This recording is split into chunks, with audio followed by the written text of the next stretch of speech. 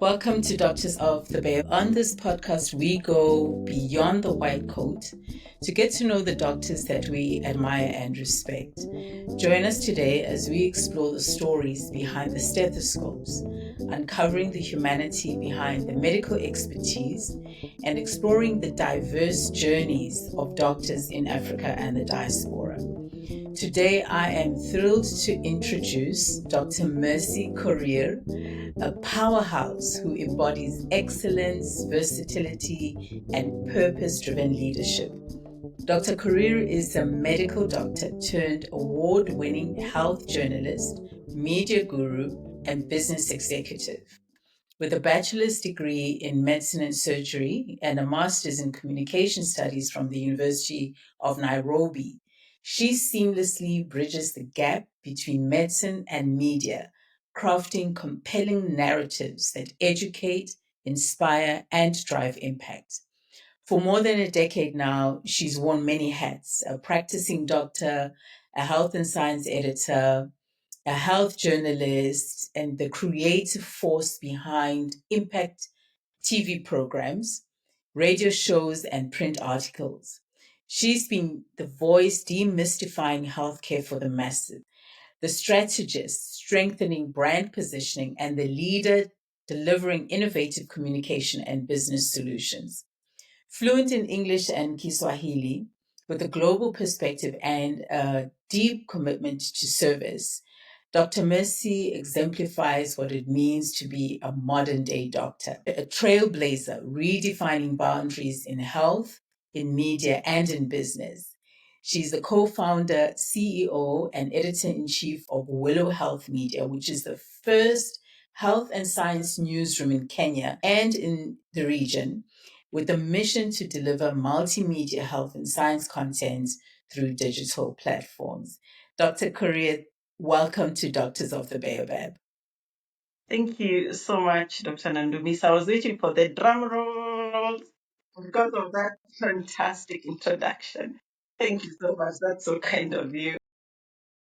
You know, one of the things that I try to do on this platform is to hype our doctors up. And the reason I do that is I know that most doctors are generally very humble. And so, I think it is my responsibility to share with the world how amazing they are because they're not likely to do it themselves. True that, true that. When I was listening, I was like, you mean I have done that? You mean that is me? And, it's something different to hear somebody else say it. And so thank you very much for your very, very kind words and, fantastic introduction. Most welcome. And I've been really looking forward to this conversation with you because, as I mentioned earlier, your path has been quite different to the average doctor. Of course, all the doctors that I've interviewed on this platform, they have very unique careers and very unique journeys, but yours is quite different. But I usually start at the beginning just to really gain an understanding of who the person is and what might have been in the earlier part of their life that influenced where they are today, because that's where I think the learning starts. So tell me a little bit about where you were born and what is it in your upbringing that brought you today?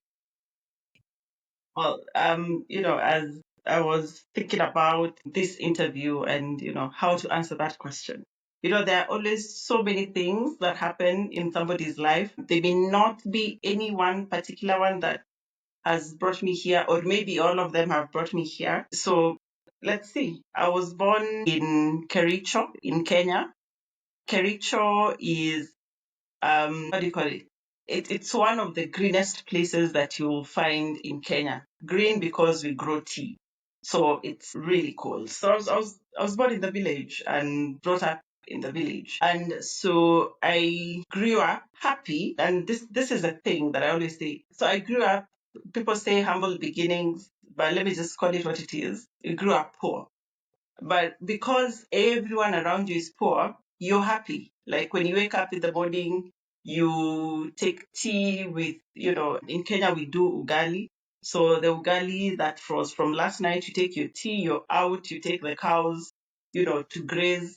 you come back with firewood for cooking later on in the evening because you don't come back for lunch. You are out grazing. So what you do is you eat the wild fruits that are there. So life was really good. I had a lot of fun with my cousins and, neighbors around us because, when everyone is in the same situation, you don't notice it as a child. And that's, I think, the beauty of being a child because you're comfortable. And as long as you're eating and sleeping, really nothing matters much. But for me, from early on, I could see certain differences. There were pockets of houses that were different. So in the sense that where I was born and brought up, we were in a mud house, grass thatched, but there are pockets who are in a stone house. So for us back then, if you lived in a stone house, then it means you're a person of means.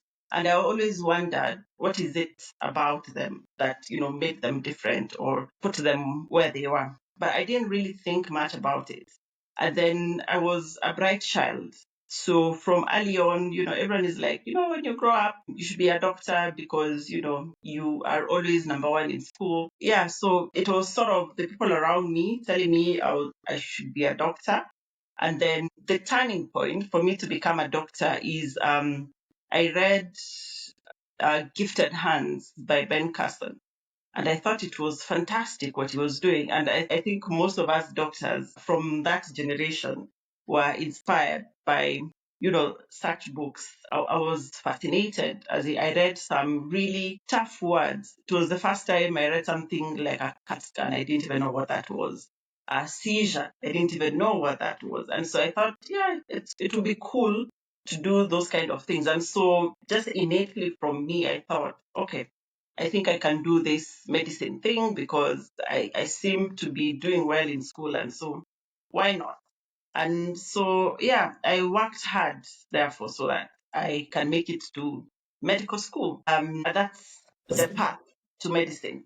The other path that brought me here, I have three of them. So the second one is growing up in a rural setting. So for the first 7 years, I was in Kericho in Kenya. Then until high school, for like another 7 years or so, I was in Gilgil. Gilgil is a very rural place in Nakuru County. It's very dry. And that's why I did a big part of my primary school. And in that school, I noticed that, when girls went to high school, they didn't finish. They got pregnant. And I was really scared. Like, what happens in these high schools? I don't want to go to the high schools that these other girls are going to because I don't know what's happening there because they get pregnant, they drop out of school. So for me, I was really scared of that. I didn't even know at the time how people get pregnant. And so my motivation was, I have to go to a different high school where people don't get pregnant and go to that high school and make sure I go to university. So that was really my goal at the time. And at that point, I was like, I don't even care what I go to do in university as long as I get to university. And one of the things that my mom always taught us, and I'll give a little bit of context to this, is that if you grow up taking tea without milk, then you make sure that when you're grown up and for your own children, you make sure they do tea with milk. So the context is the tribe that I come from, we value cows very much, and therefore we value milk. So even if you're poor, you have to have milk with your tea all the time. So if you actually don't have milk, then you're really, really poor. So it didn't matter. You'd rather not have sugar, but at least you have milk. So it was like if you are not taking milk with tea with milk, then make sure that in your life, you make sure yourself or your children, you do tea with milk. And the context was that my mom didn't make it to college or university. She finished at high school, and so she wanted us, her children, to be able to make it to university. So for me, that was also another driving force that, I really have to do this. Then the third one, what motivated me to be where I am is, and I always say my biggest motivator is poverty because you grew up in poverty. And I always say, I don't want to go back to where I started from, and for me at the time, our toilets were latrines and they were outside. So even if it rains and you need to go, you are rained on. It doesn't matter. And then growing up, even when we were in Gilgil, our toilets were outside. So I always wanted, because the people who had means always had toilets within their houses. So for me, I always wanted to get to a point where I have a toilet in my house. I didn't know what kind it would be, but I thought people with means and people who are not poor have toilets in their houses. So for me, that was, motivators and drivers to be where I am. So they have always pushed me to always think ahead, think bigger, and look back.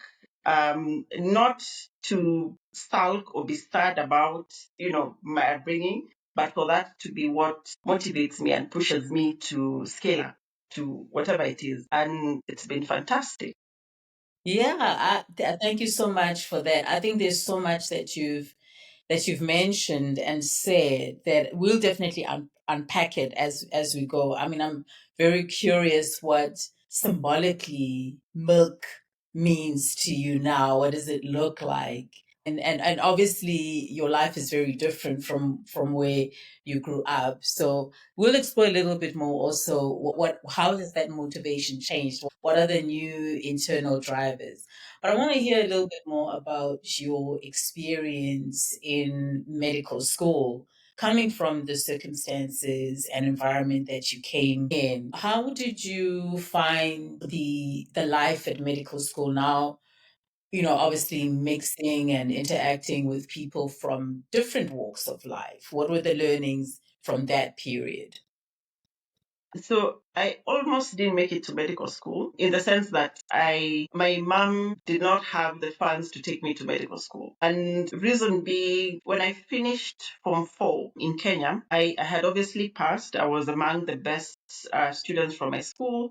And actually, in the province at the time, I had done really well. And so I was called in to do medicine. But of course, we didn't have the funds. So we had applied for a scholarship for me to, it was a scholarship within students from Kericho County, where I was born, from needy backgrounds who have done well and can be sponsored. This was by Finlay's at the time.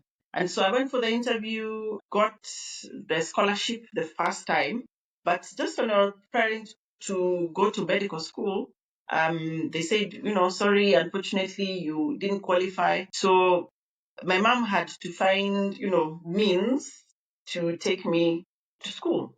And so it was literally a last minute dash to finding whatever money she can borrow from anyone so that I could go to school. So luckily brought up by a mother who is a go-getter also. And she never says until she has no other option, she'll do her very best to make sure that, what has to be done has to be done. So I now made it to medical school. And seeing that for me was even a bigger driver to stay the course. That, within the 5 years that I'm here, I have to finish my medical school and I have to graduate by all means. So my experience really, because I went in as so we have regular students who you have passed and you have been admitted through the regular program. And there's the parallel program students who maybe they did pass, but they didn't make the cutoff to be a regular program, so they get paid for. And it's usually expensive. At the time when I was in medical school, it was about 500,000 shillings per year. So that's like $5,000 back then. And for the regular program, I think our fee was about 27,000. So that's maybe around $270 thereabout. So it was something small, but still we couldn't make it. We couldn't afford it. So from second year I got the other scholarship, and I also got help, which is now the government loan for students going through university. So at least those were able to help me to be able to finish medical school. So the good thing of being through the regular program is that my colleagues who we were studying with and staying together in the hostel were also through the regular program. So they were more or less like me, and some were even from worse backgrounds than myself. So it's sort of we were the same. So my experience in terms of the social networks around medical school for me was good. In medical school, I got to engage myself in, extracurricular activities. I was the editor of the medical school. Um, uh, what was it called? Association of Medical Students of the University of Nairobi. So I started as an editor, and then by the time I was in my third, fourth year, I was the Secretary General of the association. So I got to involve myself in student politics and, student activities that, added value. And I think it's part of what now made me think, maybe doing medicine and media can work. At the time, I didn't think of it like that until after I finished medical school. So those interactions and those activities, yeah, made my time in medical school memorable. And some of my friends that I made in medical school are my friends until now. Nice. So it sounds like medical school gave you the first opportunity to start considering at least media and then opportunities in media. How did that play out then once you left medical school? So once I left medical school, the next thing was to do internship, which is 52 weeks. But something happened. So I finished medical school in 2011. So at the time, the doctors' union in Kenya had just been registered, and there was, a clamor for better welfare for doctors. And I remember actually how the union started was in one of the hostels in medical school, just a group of friends who people were discussing. It started as a Facebook group of against the poor pay of doctors or something like that. And, I was in those conversations because I was then a student leader. But then I finished medical school. Another group of older medics took up the mantle, registered the union. So at the time, we had our first strike. And for me, that strike was sort of like the turning point, the thing that, switched on the idea of maybe something could be done differently. And in the sense that during that strike, apart from advocating for better pay for doctors, the union was calling in for a lot more reforms in the health sector, starting with just, where doctors are housed, the call rooms for doctors, availability of facilities for patients in terms of, radiological services, laboratory services. There was a lot more that the union was calling for. But media just covered the fact that doctors were striking because they want an increase in pay. And I thought they missed the point. But of course, when there's an industrial action, the biggest thing that media will cover is about the pay, and everything else will be lost. So when the doctors got the pay rise at the time, media coverage of the strike stopped. And for me, I thought, no, that's not right. And a lot of the time, some of the information would be, government has said this, the doctors are saying this, and that was about it. Nobody was going deeper into the issues. And so for me, that was the turning point that made me think that, probably we need to tell the health story differently. And having been the school editor at the time, I thought, okay, maybe I can do this thing. But then I went and did my internship first. I finished internship, got registered.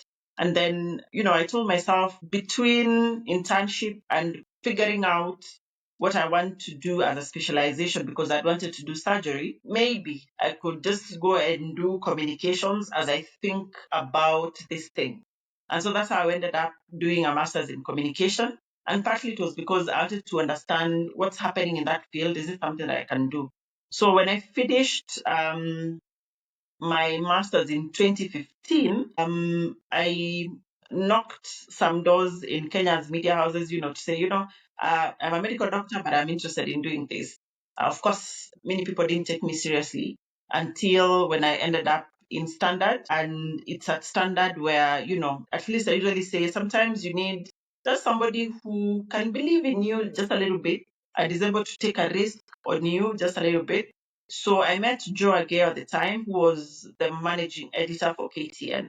And so I remember having a conversation with him, and what he actually said was, he's not sure if it will work or not, but we take it as an adventure. Let's see what happens. And so I started internship again. in Standard Group. This is after I finished internship. I've worked as a medical officer. I was working in the county. I had advanced, but I told Joe that I wanted to start as an intern in the newsroom because I wanted to learn the basics. And from my experience of being an intern in medicine, you really get to know everything all round when you start from that level. And so I started so that I understand news gathering, I understand how to tell stories, what is a story, what's not a story. And he really supported me and supported my stories and my ideas. And so that's how, I came about. And then in 2016, towards the end of 2016, we had one of the longest doctor strike again. And so this one found me in the newsroom. I had already done my internship and done a bit of work. So he found me at the right time, at the right place. And, I reported on that strike and what was happening. And, media likes having, the fast scoop on a story, knowing what's happening, And so I happened because the people who were on strike were my colleagues, were my friends. So I sort of had, a first hand information on what was happening. And so that strike gave me my career as a medical journalist. To understand also one of the issues, let me say, when doctors move from our traditional career paths into non-traditional sectors or industries like media is the identity that we've often crafted for ourselves, right, as doctors. Because usually we consider ourselves doctors because we are in front of patients. How did you navigate that for yourself? Understanding that now you are basically serving as a doctor, but in a different industry. Just tell me how you can maybe advise somebody else that is concerned about, if I move into a non traditional role as a doctor, then I will lose my doctor identity. So before I even answer to that, when I started reporting in media, one of the biggest questions that, or I think out of curiosity, but anyway, it's expected, many people were asking and some telling me that, did you go and do medicine for your parents and now you're doing media or journalism for yourself?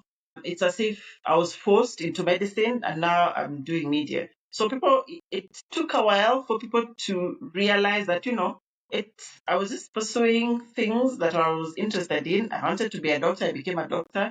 And now I was curious about media and journalism and I got into it. And, I thought merging the two would make something different. And how I merged that and, how I maintained that identity is I thought of myself when I'm sitting in a clinic and seeing different number of patients. In a day, I would see about 40 people, for example. I would have told them different things depending on what their presentations are, but I'll have attended to that one person at the end of the day is 40. But if I'm in front of a camera, in a 5-minute story, I've talked to millions of people. And so for me, I just told myself I am attending to patients or to people differently. Instead of sitting in a clinic, I'm now standing in front of a camera, holding a microphone, and talking about whatever area of interest or issue of interest it is at the time that I'm addressing the people or informing the people about. So that's how I told myself. And the other thing is, I was very deliberate about maintaining the doctor identity. So when I joined the newsroom, people are like, now you're a reporter or a journalist like any other. You cannot use your doctor title. And I was very categorical. If I cannot use the doctor title, then I'm not doing this work because I'm here because of that title. I worked so damn hard for it, 5 years of medical school, 1 year of internship and sleepless nights of call nights, you're on your feet for 36 hours plus. I worked so damn hard for this title. I'm going to keep it.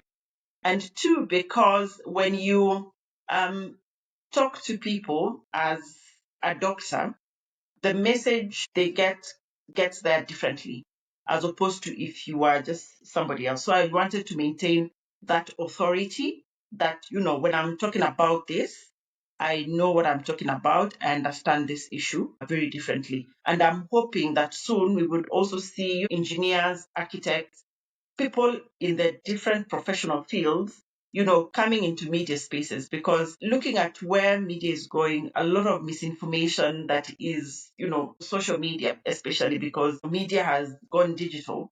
We need the professionals to rise up and, correct a lot of misinformation. The joke usually is when there is, say, a bridge falls, you have all manner of, engineers in the timelines and, in the social media spaces.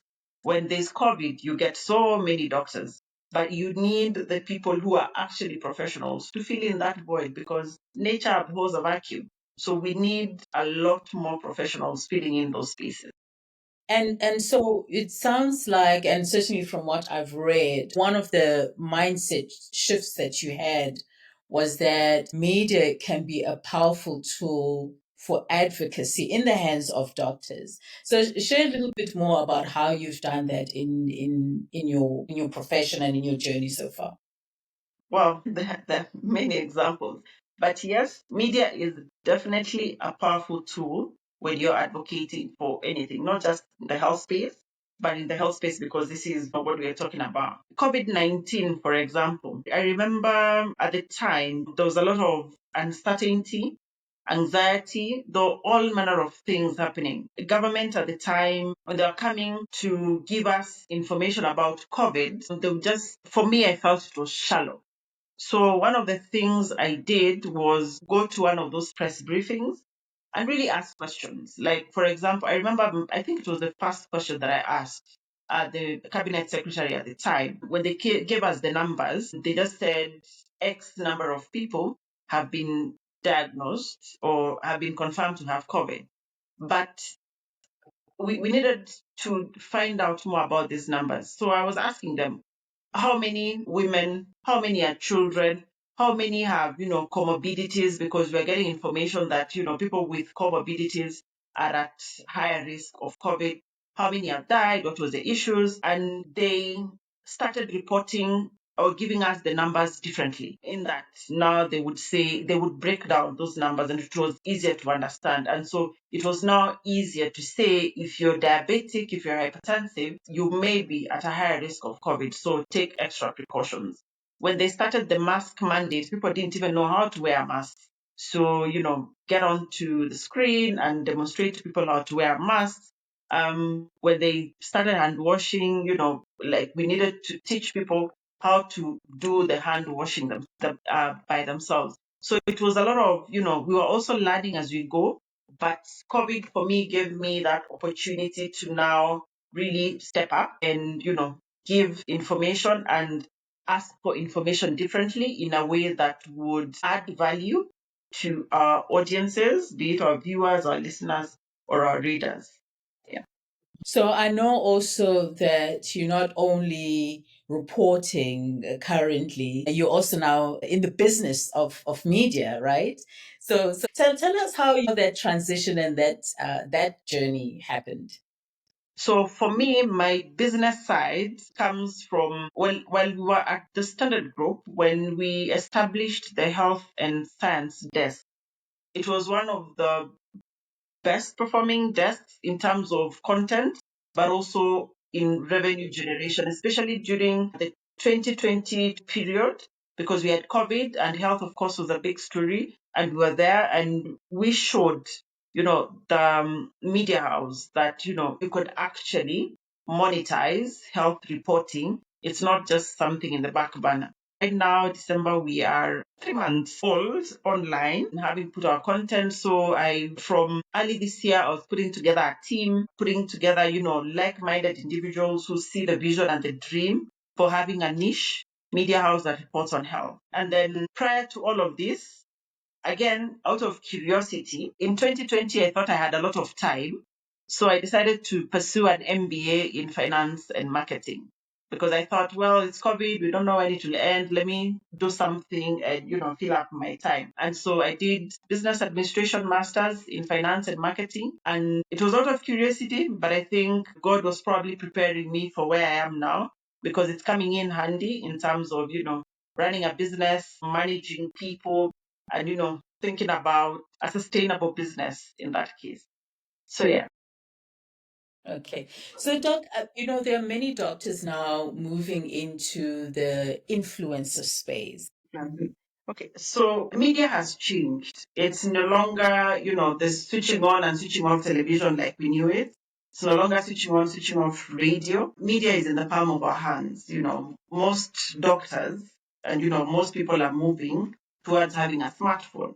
And so if doctors can find their space as influencers in any of the social media spaces, then for me, it's very welcome because, like I said, nature abhors a vacuum. If doctors don't fill those spaces, somebody else will, and they'll not always have the right information.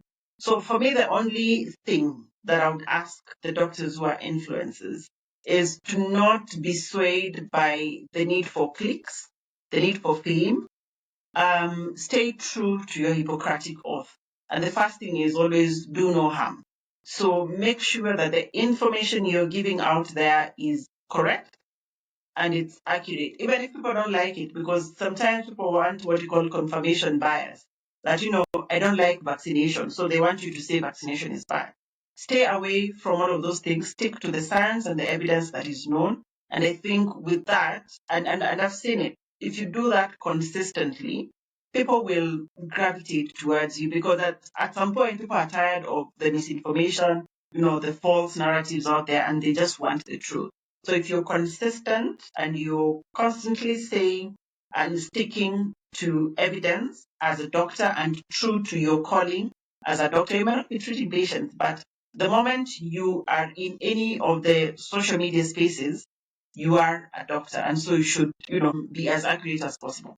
Then the second thing for the doctors, influencers in media, wherever, there's a doctor, she's not a professor I interviewed, Professor Miriam Were. And what she told me is when one doctor speaks, they represent all of us. Like people don't have time to say, okay, this is a good doctor, this is a bad doctor. You're all doctors. So make sure that if you're talking as a doctor, you represent all of us. You have you carry the collective reputation of everyone else. And so if people stick to that, I think then we will be not only elevating the profession, but also helping society by giving them the right and the truthful information. Very good advice. Thanks again, Dr. Missy, for that. Thank you. All right. Thank you. It was very good. Thank you so much for joining us on Doctors of the Baobab.